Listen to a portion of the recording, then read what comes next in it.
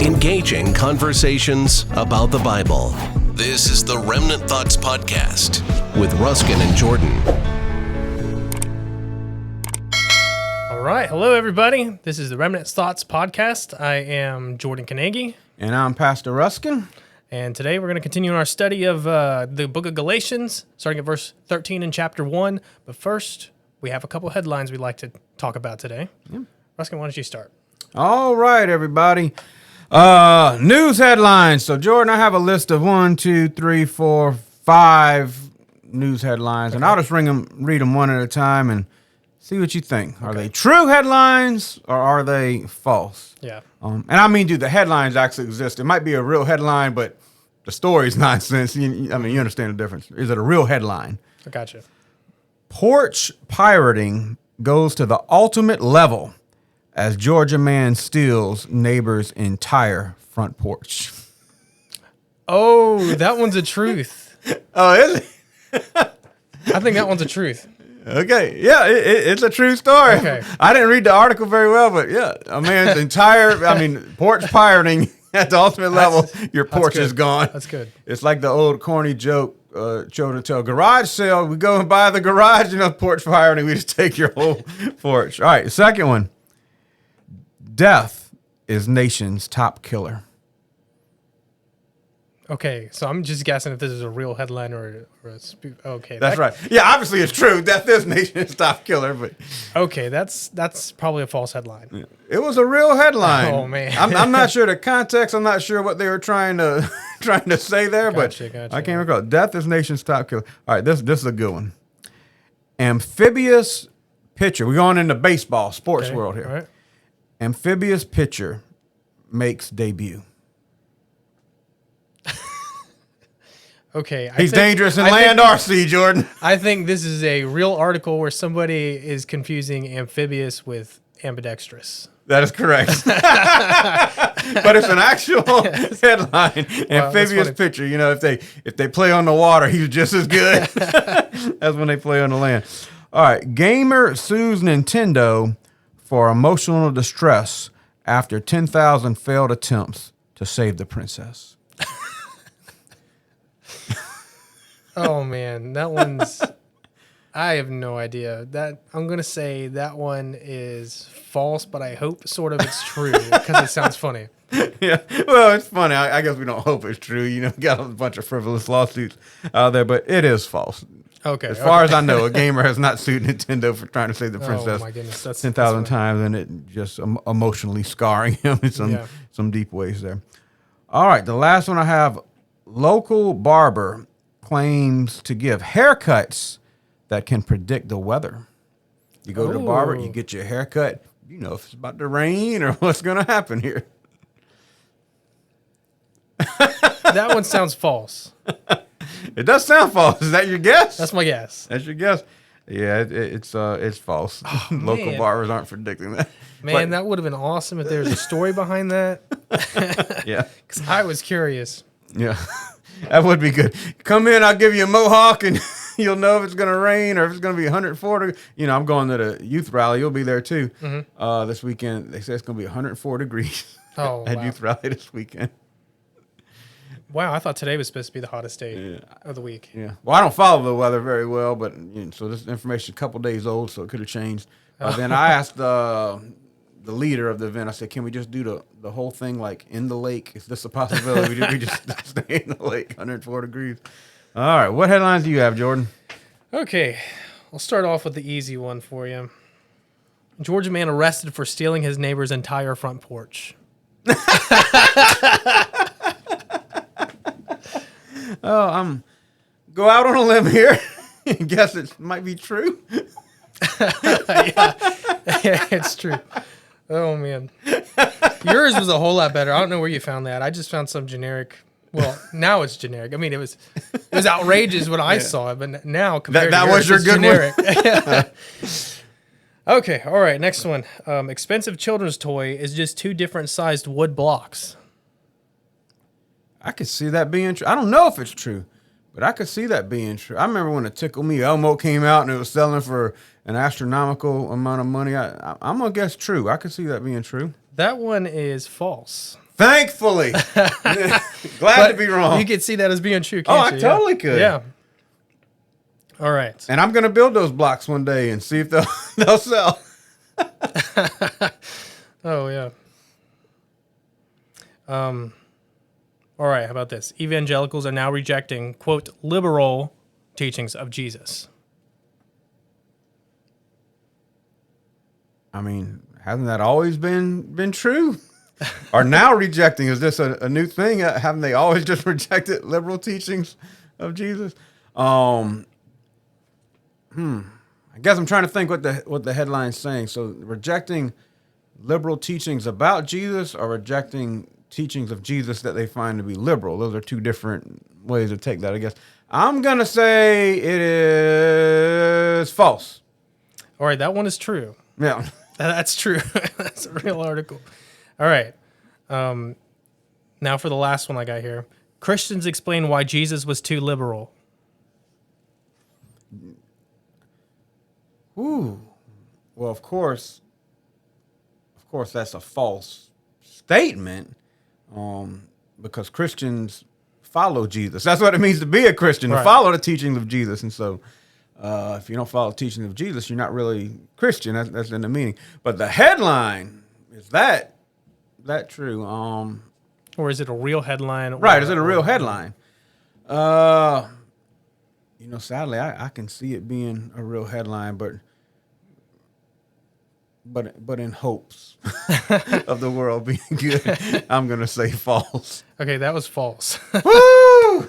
So here's what happened. I was going through news articles, looking at the crazy ones, and I came across evangelicals are now rejecting liberal teachings of Jesus. So I put that in my tentative little pile of headlines. Okay. And then I went to the satire website and found almost the exact same thing. Christians explain why Jesus was too liberal. One of these, and almost the same thing, one of them is true, and one of them is satire. Satire headline, yeah. Yeah. The one that was satire was from The Onion, and that was just ugly towards Christians.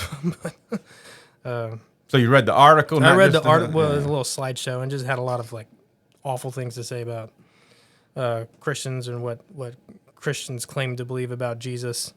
I wrote down some of them. Let's see if there's one that's interesting.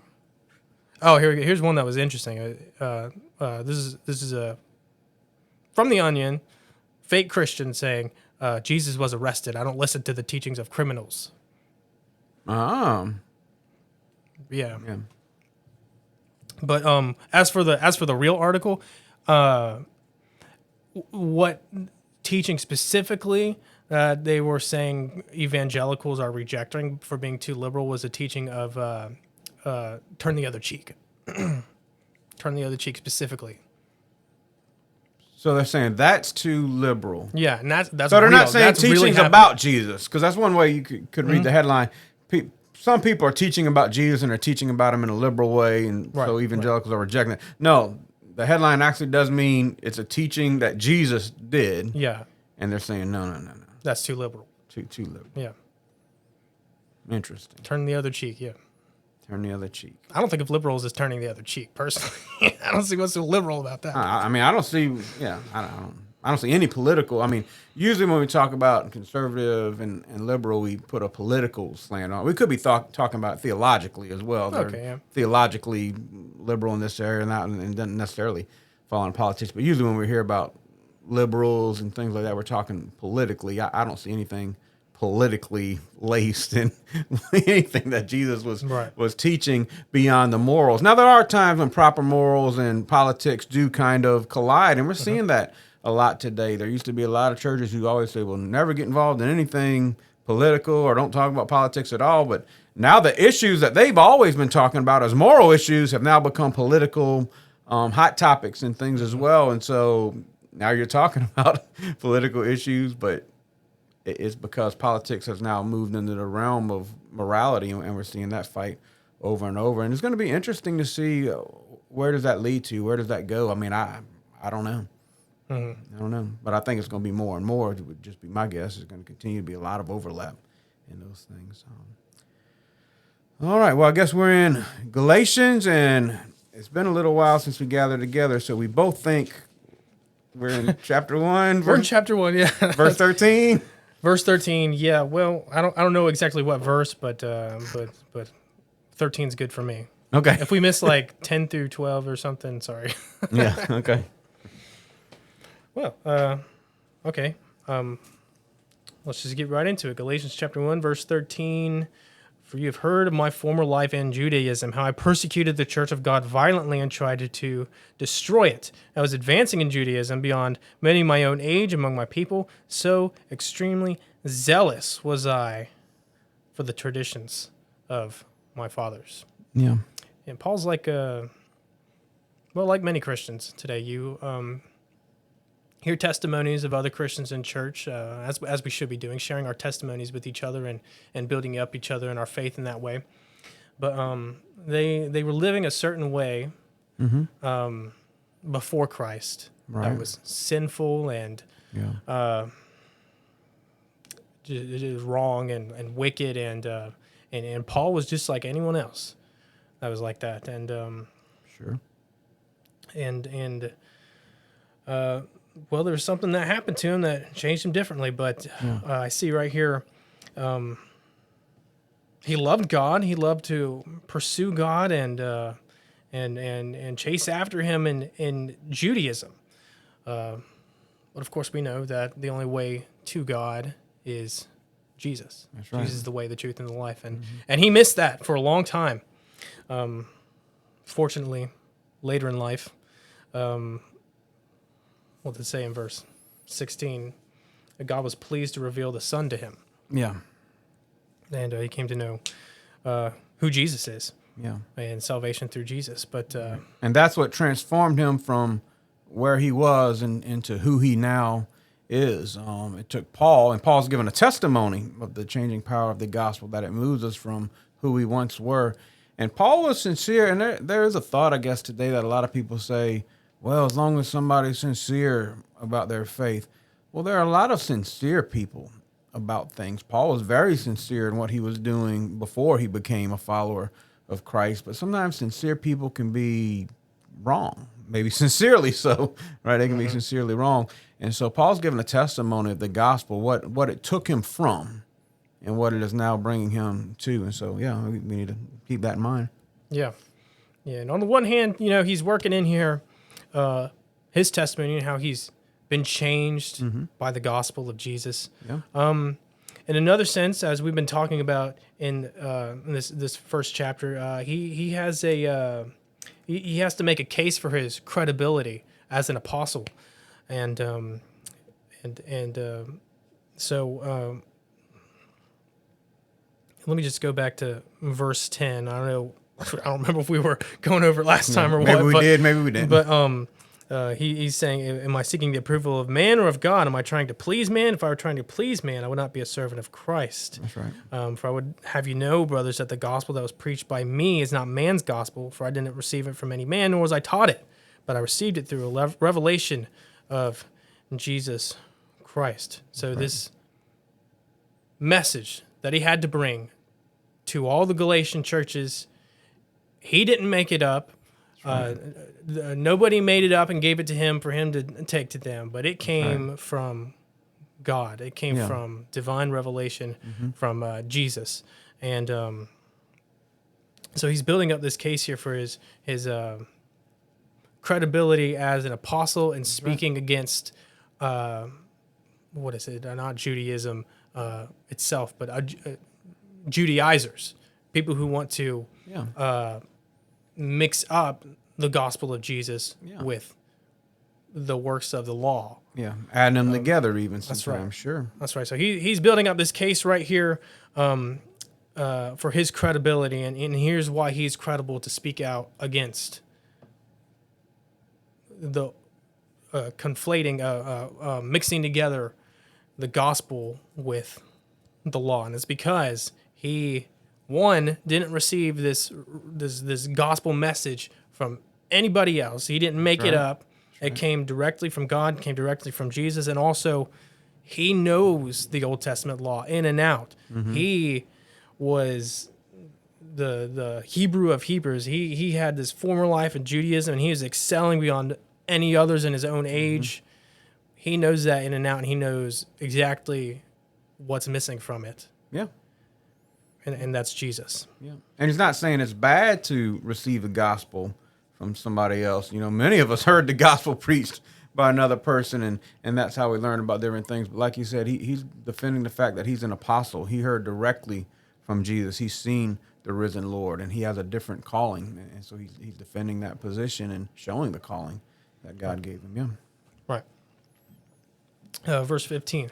But when he who had set me apart before I was born, and who called me by his grace, was pleased to reveal his Son to me, in order that I might preach him among the Gentiles, I did not immediately consult with anyone. Mm-hmm. So, again, Paul lived one way, and then Jesus interrupted his life. That's right.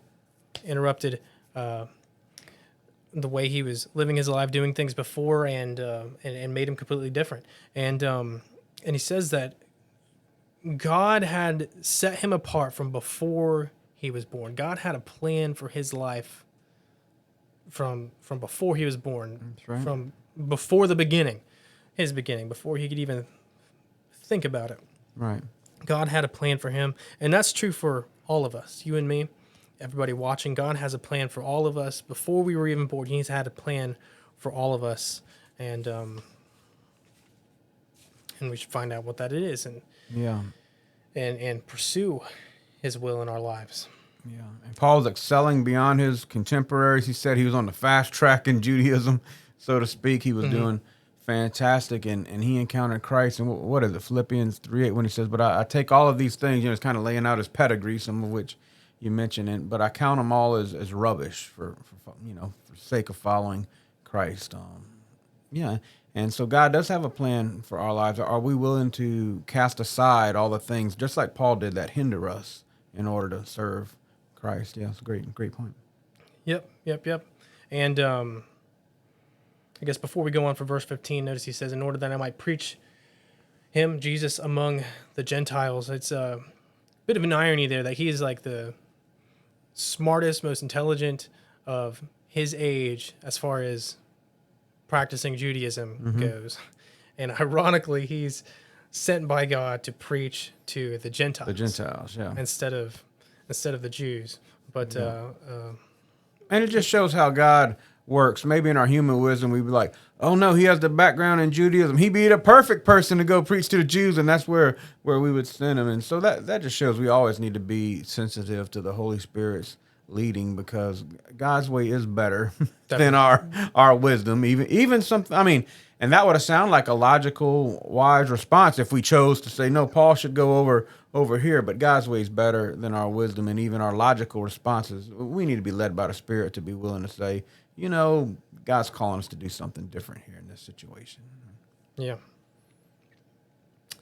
Well, Paul says in verse 16, I did not immediately consult with anyone, nor did I go up to Jerusalem to those who were apostles before me, but I went away into Arabia and returned again to Damascus. So Paul, if you know the story of Paul's conversion, he was on the road to Damascus to go bust up some Christians in Damascus, but on his way in the middle of the road, Jesus interrupted him and blinded him, and he was later healed. But he didn't immediately go to Jerusalem, he says, and it doesn't say that in Acts. We don't read about this part in Acts, but he went away into Arabia. To Arabia, that's a wilderness, out in the wilderness. And I think it's interesting. I can think of at least two instances where people encounter God when they're in the wilderness in the Bible, and that's the Hebrews when they made the Exodus out of Egypt, and then also Jesus, his 40 days in the wilderness. It was tempted by the devil. So people have these encounters with God in the wilderness, in the desert, and Paul was one of them. I just thought that was really interesting. This is a recurring theme that keeps happening, and they go into the desert, and well, God meets them there. Yeah. Can you think of any other instances where that might have happened? If they go into the wilderness and encounter God? How strictly are we calling wilderness? But know. there are a lot of people spiritual wilderness for sure. They encounter God. But yeah, Ishmael, I would consider that she was in the wilderness, and Hagar was in the wilderness whenever God rescued them. Mm-hmm. If you want to look at it that way. Maybe some of the prophets, perhaps. Elijah, perhaps. Yeah, I mean, I don't know, maybe a few instances we could think of, but I think spiritually there's a big lesson there sometimes when we've done things so wrong. I mean, God probably wanted to encounter us a lot longer, a lot before we get to the places we are, but we keep making bad choices, and when we get to a point where everything just seems hopeless, seems lost, God still was faithful, sometimes calling us to salvation, even in those instances, and people encounter God there. All right. End of verse 17 says, but I went into Arabia and returned again to Damascus. Then after 3 years, I went up to Jerusalem to visit Cephas and remained with him 15 days, but I saw none of the other apostles except James, the Lord's brother. And what I am writing to you before God, I do not lie. So Paul's argument here is that he got his gospel revelation from Jesus himself, not from the apostles. That's right. Like you said, that's not bad, but still, he's arguing for his credibility as an apostle, and so he didn't get that gospel message from the apostles, but he did get, I guess you could say, an affirmation from the apostles 3 years after he received that gospel message from Jesus. Yeah. When he went to Jerusalem to visit Cephas, a.k.a. Peter. That's right, yeah. They agreed, your message is correct. You're preaching That's right. the right gospel, yeah. It's interesting, when Paul first came to Jerusalem, they really didn't want to have anything to do with him, right? Shut up. No, we're scared to death of you. You just get out of here. I think in Acts 11, when he came and saw the grace of God, he was glad, and he exhorted them all to remain faithful to the Lord. It's talking about Barnabas with steadfast purpose, for he was a good man, full of the Holy Spirit and faith, and a great many people were added to the Lord. Barnabas was the one that continued to be faithful to Paul. He first came to Jerusalem and said, we don't want anything to do with you. You are a murderer of Christians. Get out of here. But Barnabas, an encourager, a man who was full of God, he was steadfast purpose. He had all this encouragement with him. And actually, his name wasn't even Barnabas. His name was Joseph, right? And the disciples or the apostles called him Barnabas, son of encouragement, because that's who he was. And I think when he was encouraging Paul, when all the disciples were saying, no, we don't want to have, this is a murderer of Christians here. This is a persecutor of Christians. We don't want him around us. And I think that's a logical response. Maybe that's how we would feel. I don't know that he's one of us, put up some barriers, but Barnabas and Paul probably even understood that. Like, that's what I did. I understand, kind of thing. But Barnabas just didn't leave it there. And I think that's what encouragement looks like in the body of Christ. Barnabas said, no, come up. We're gonna get through this together. And so he kept saying about how great Paul was. I heard him speak. I heard him preach. I'm telling you, this is a genuine brother. And eventually, because of that, we have these great accounts about him and Peter and the other apostles at times in the Bible doing things together. And I just think it's amazing because I don't know that Barnabas realized that was a huge moment, one that we'd still be talking about here all these years later. I just think he thought he was doing what he was supposed to do. He was encouraging a brother in Christ.